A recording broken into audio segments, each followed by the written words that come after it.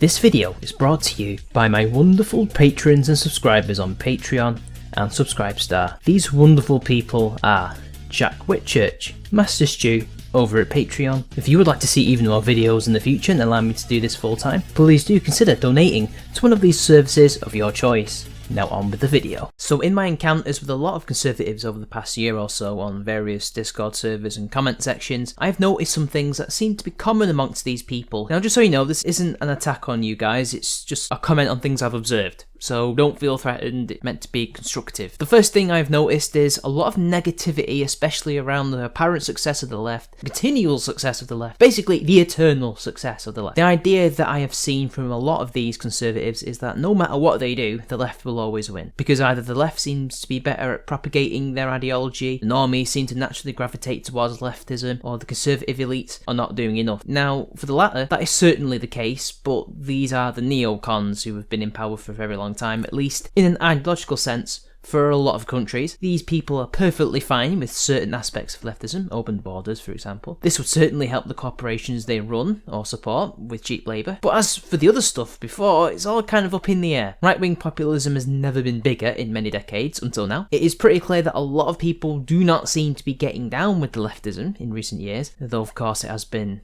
a slow move. Not only that, a lot of intellectuals, not just on the left like David Goddard, and even those on the right like Douglas Murray, have pointed out a disconnect between the everyday person and the elites, or even just middle classes. The working class are not interested in heading down this path of open borders and multiculturalism, while the higher ups tend to be for it. It seems to me that this defeatism will just lead to their worst outcome coming to fruition, because if they give up the ideological battles, like persuading people that their way is the best way, that certain things are worth conserving in society, the battle against their ideological thought leaders and removing them from power, they will always lose. Another thing, and this is perhaps less to do with the grassroots people that I was talking to, but to those who are much higher up like Ben Shapiro or even Trump, these people are doing a very bad job at being conservatives. You can see it in this country, the UK, the conservatives are not conserving, they are doing what progressives do, and making an awful lot of change in a socialist way. Just recently they changed property rights that have to do with landlords not having to renew contracts, if I'm correct. It's basically changed the power from the landlords to people who rent to these landlords. That's not a typical conservative thing to do, that's the opposite. Moreover, they have done nothing to protect the institutions that have served their various countries well, not the demographic change or anything like that. It seems that they much prefer to keel over backwards and give ground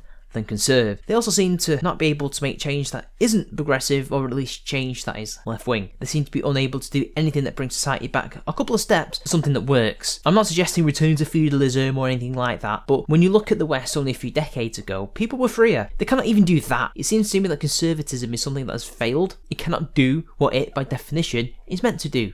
Conserve. And I think blaming it all on the left is not fair, as conservatives themselves have failed in their primary role. Thatcher did some change, economically, but it only led to what we have now. It was certainly not what people like Friedman, Hayek, Mises etc. envisioned, and by the way, she was also the first person to destroy gun rights in this country, but that's another argument, guys. But at least she did something. What did Cameron and May do on that ideological level? Just continue what Blair started instead. A continuation of the socialisation of Britain, turning us into a nanny state. Bolsonaro, in my opinion, seems to be the type of person that the Western Conservatives or right-wing need, or anybody really. I'm not saying that this hypothetical person needs to be everything that Jerry happens to be ideologically, but it's not about that. It's about the person who's willing to change his society to get it back to the way it ought to be, a free society, a non-socialist society, an open society. That does not mean we cannot have social programs, but we have to be realistic about them. I don't see anyone like that on the right in Europe, and Trump, in my opinion, isn't really like that in America. I don't see nations like Italy or Hungary being like that either. If they were, they would be leaving the EU like Britain has tried to do. Instead, they want to stay in and try to reform a system that does not and will not be reformed, because it's either too entrenched ideologically or may well have been built to be as such in the first place. Also, referring back to the defeatism for this last point, I think there's been an increase in the amount of defeatism and blackpilling going on. If you really want to make any change, you want to try and win the culture war. Maybe it's already lost to those who feel individually that they are already defeated, but for the others out there who are making some tangible change, like a Bolsonaro, or trying to start it like a UKIP in the UK, you will not help. The only way you are defeated is if the establishment, or whoever we're fighting, finally destroys us in whatever way that would be. We all know what it is, and we're unable to make change or even get through to people and make small tiny steps like we have done already. The way we win is by teaching future generations, by trying to persuade those who are not sure and even possible, deconverting the converted. This is a decades long battle. I've said this forever. It will not be won in 5 years, let alone a week, let alone a year, like some people have thought. I guess I'm just fighting a losing battle there if people want to give up. But anyway, those are just some thoughts for you. It might be wrong, it might be right, but just some stuff I thought I'd say. See you later, guys.